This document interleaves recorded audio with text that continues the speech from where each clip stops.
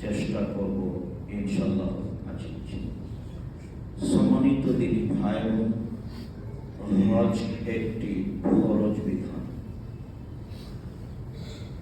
উমরা ফরজ নয়, করা ভালো। হজ ফরজ বিধান, তা আল্লাহ তাআলা বলেছেন, রাসূল সাল্লাল্লাহু আলাইহি ওয়াসাল্লাম বলেছেন। হজ শব্দের আবিধানিক অর্থ ইচ্ছা পোষণ করা। শরীয়তের পরিভাষায় নির্ধারিত সময়ে, নির্ধারিত নিয়মে, নির্ধারিত স্থানে এক বিশেষ ইবাদতের নাম হজ।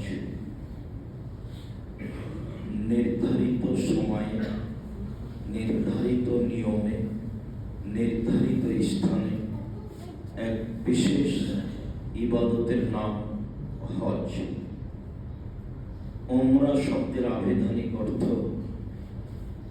বস্তি এলাকার ইচ্ছা পোষণ করা।